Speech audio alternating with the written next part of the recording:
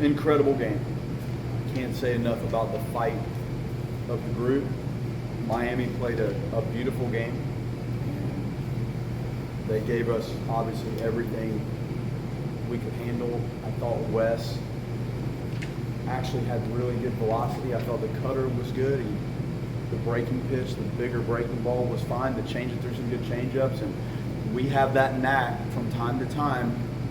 As it was happening, I was thinking of how many 4-run innings we've had in the middle of some of our games. It's got to be a number that I have not seen, and there were clearly plays that needed to be made. We know that.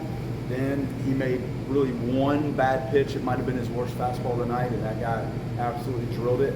And then he got back in there, and we kept right on going. And we've seen that before, and it had a tough feel as that was unfolding for us. We get the big double play, Meeble. That was big, and then the execution of the pitch that has a clear escape plan to it, where we're trying to go with that. It didn't get there, and I think it was Sosa that popped it into right field. So there was a little more momentum. I thought we grabbed it like, this is okay. Base loaded, nobody out, double play, good. Maybe we get out of this thing, and they extended it.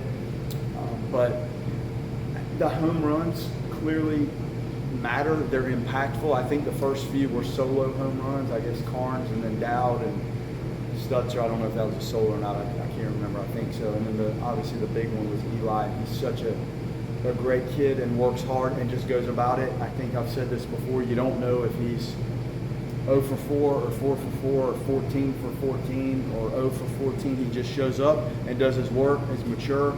Go play first, go play second, you're DH and you're pinch hitting, we need you to do this, go bunt. And he just does it. So you're happy for kids to get a reward in a huge moment. And the same with Ben Barrett. It seemed like the right thing to try.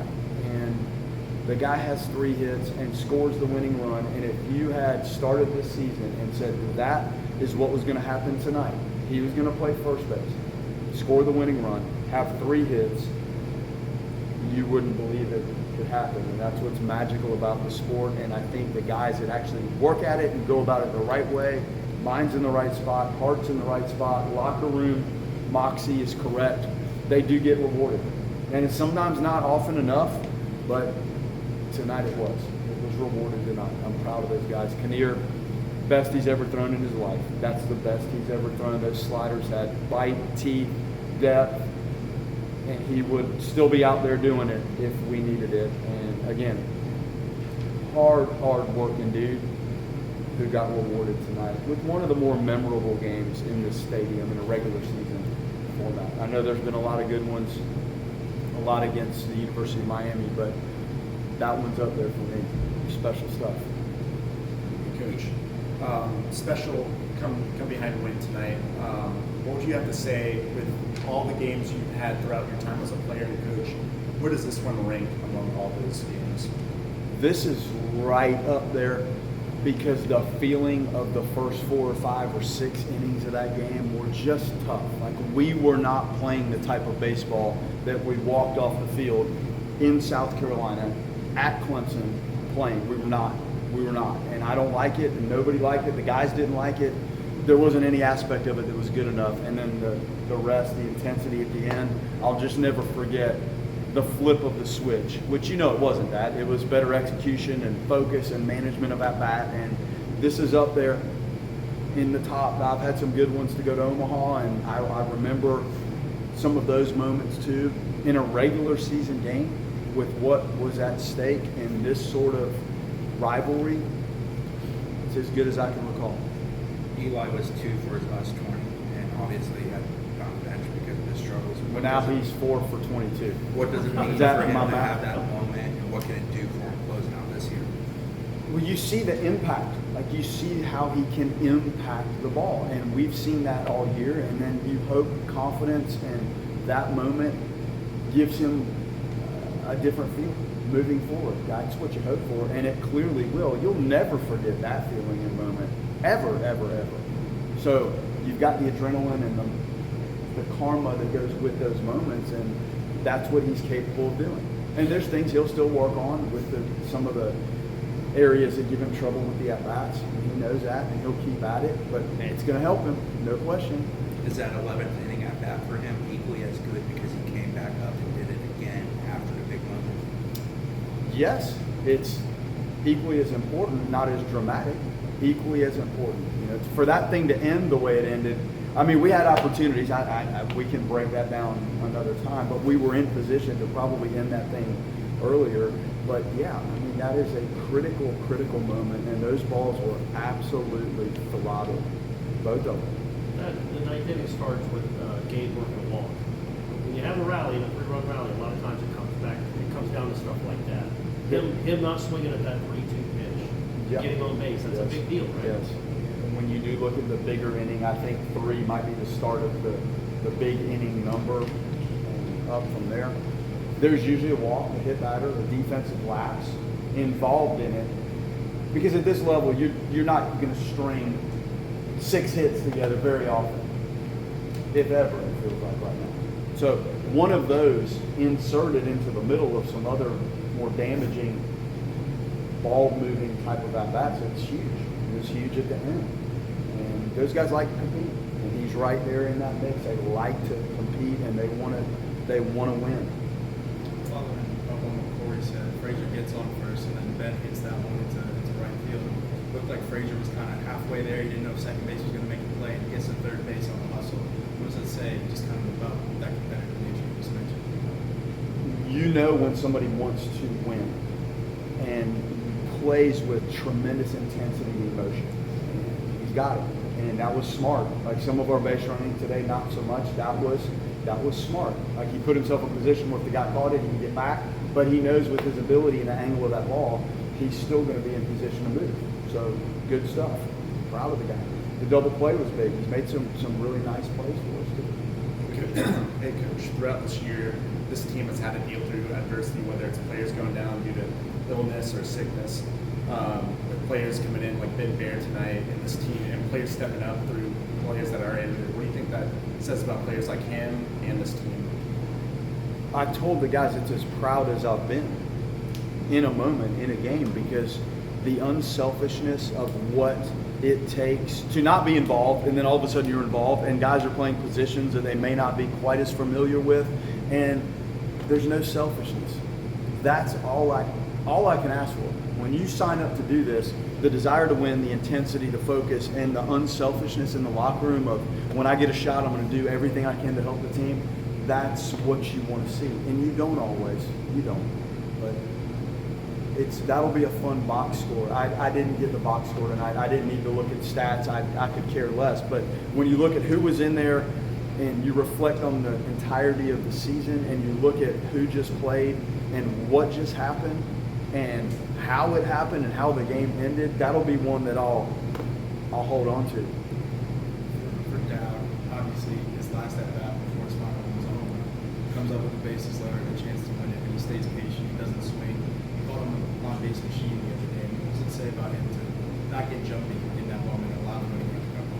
He's a mature player, and he's seasoned, and he knows what he's doing when he's up there. And his first at bat, it's fun to watch the progression of this, and if you're not really pitch by pitch watching it, but the first at bat, the slider got him, and then I think he came up second and third and hit the ball off the pitcher. I think got a glove on it, but the quality of the adjustment to get to that at bat, that tells you how much sense and feel he has. And I talk to you guys about pitch recognition. You know guys that really have it and manage it, and he's at the front of the line. He absolutely hangs in there with lefties. He adjusts, he pitch by pitch, navigates it, stays within the confines of what he's trying to do with the zone. And that's polished, it's advanced hitting. The swing is part of that. That's another aspect of it that's very good, but he's polished with what he's doing within his approach of the play, no question. In that spot, it's 2-0 bases loaded with the new pitcher. Is he such a veteran that you don't have to give a red light? Like if he gets there, he's going to be swinging. Like how does it work? Is it player by player, or is that? I didn't ask him. 3-0 obviously we did, and he's like don't even. He's like I know what I'm saying. But with a hitter like that in the 2-0 count, they know I give them a little sign on how selective, and we're zoning this thing up to the size of a baseball. Like it's got to be that lane that you're looking for. because I do respect the opportunity they have to drill one and end it that way. And then if it's all of a sudden 2-1 and you ask somebody to take, I feel out who's up there. And in his case, in my mind, I did not red light him on the 2-0 pitch, but 3-0 of course, yes. And the pitch recognition does help too. When you have the confidence and the recognition and the decisiveness of what they're doing, it's easier to let somebody like that swing if they feel it. It's consistently been West to John for you this year. Obviously, John's unavailable. The decision to go with Cade and making that decision, just what went into that in that moment as he went to Well, I knew how this was going to end, so I thought that was clearly the right thing. O'Leary, Beeble, and Kinnear, right? Who wouldn't? I didn't like the feel of what was going on in the moment, and you know there's a couple more games coming at you. And O'Leary's got incredible stuff. Incredible. So finding a moment that, hey, it's clean, there's no runners, let's just go do your thing, and he hits the guy with his cutter the first pitch, and he's going to grow through it. But I wasn't ready to Kinnear or some of the more experienced guys in that moment just because of the game talking to me and telling me, like, maybe we need to see if we can hold serve with some of these guys for a while and then see what happens. Now, as we're doing that, we also had somebody else in the bullpen on alert, because we knew Wes was coming out of the game. So you have Kinnear or you have O'Leary ready to go, right? And we also had somebody else in case we banged a bunch out and we thought Kinnear needed to be in the game at that point, and we kind of had that alert going in the bullpen, and obviously we didn't do it. That was our thought there. And Cade's going to be very, very, very good here. That breaking ball is spectacular. He's going to figure it out. And there's signs and times that he absolutely does. So we have no problem running him out there. We just thought that was a good switch from West to that thing. We just didn't have it. And you want him to have the clean inning to begin. What's that? You want him to have the clean inning to begin. Well, Wes was at the end. That was enough for Wes. It was a shorter week. I think he was at 95 pitches at that time. I know he could have gone back out, but we were about to flip the lineup over again, and you run him out there for a couple hitters, and all of a sudden that thing's at 106 pitches, and it just didn't seem right. So yes, everything lined up that he needed to enter the game. Hey, Coach. Yesterday you mentioned that lately you guys have been trying to have a more conservative approach to the pitch count and the pitchers that you use in the bullpen. Do you think that's an approach that you're going to continue to use throughout the rest of this series and heading into the postseason? No. We're going to be smart, but I have tried to get to this point in the season, and I think all three of our starters who've logged a significant amount of innings, I think they're all right where you want them to be. So I have been, and I've been through a lot at a lot of different universities and coaching this age kid and all the development and strength and torque that they throw with now. I've become a little bit more cautious. Now there's going to be a moment when it might need to look more traditional and somebody might need to bounce back, or Wes might need to go back out there and try to get us the next inning too, because of how things have materialized in the bullpen or where we are or how he's throwing. So I've tried to keep some chips in my hand so that when we do get down the very stretch of this thing, they're fresh. And if somebody needs to go a little bit, it may look a little more traditional and the bounce back with some of the relievers. I just want to be smart and look out for their future as we do that.